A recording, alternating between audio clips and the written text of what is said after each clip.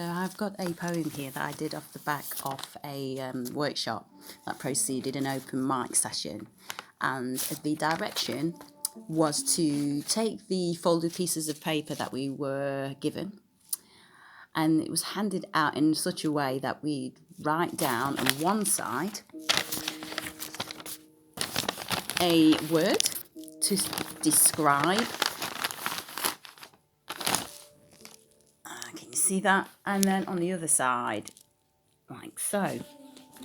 I assumed it was going to be some sort of origami event taking place with words. By the time he'd actually finished, Jamie had actually finished folding these papers. So the words that were given was, on one side of the paper, write down nature, and on the other side, write down the word chainsaw, and then list as many words as you can on top of your head, words associated with those with a title word. So, for example, with chainsaw, I've put jagged, cut, crash, burn, harvest, strip, shards, sharp, fingertips, blurred, dangerous, haphazard, edged, deliberate, noisy, timber, loads, truck, load, wheels, wheelbarrow, and I continued. And for nature, I'll give you an example. I put biscuits, sweet, wood, paper, replenishing, suffice, solace, lonely, alone, solitude, silence, sounds, twigs, darkening, sunset, macabre, sun-drenched, leaf-drenched, branches, density, nothingness. That's just an example. So I'm going to read you two poems that I did in that session, and they are quite short. I assume that we could only use the words that we'd written down, but they can be expanded to use and to make it more of a storytelling. But I fortunately kept it simple. Otherwise, I could have been working on it a lot longer, probably up until the open mic session. So I'm going to read two. The first one, I'll call that oxygen. Oxygen, jagged, sunbeamed shards, macabre blood, splint needle technique.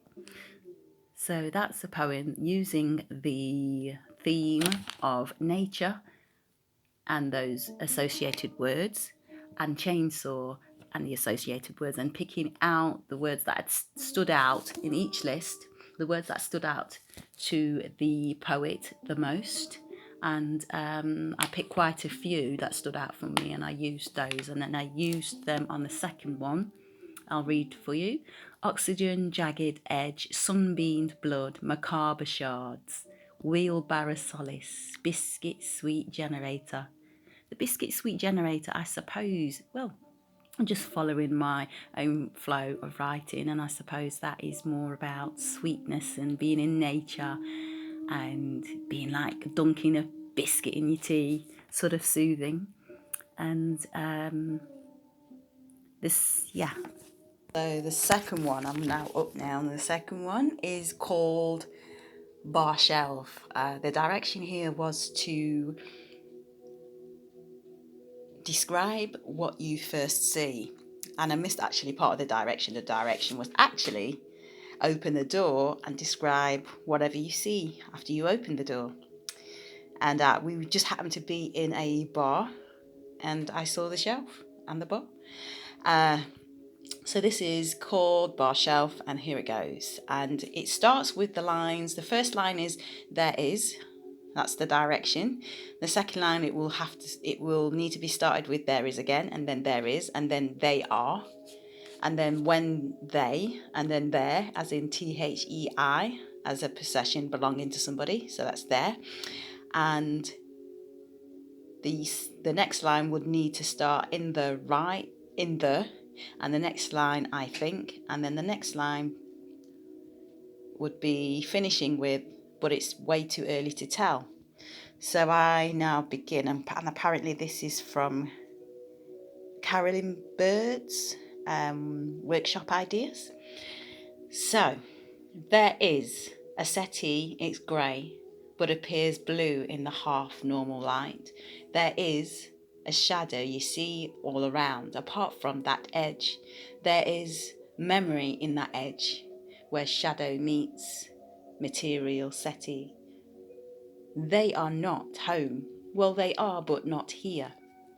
When they were here, whispered conversations like ghosts. Their new abode offers no solace. In the right frame of mind, i.e., a drink or two, I think they would get by, but it's way too early to tell.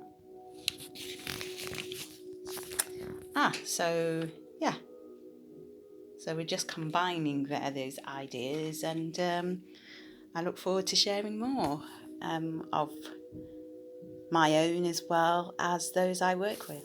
Thank you.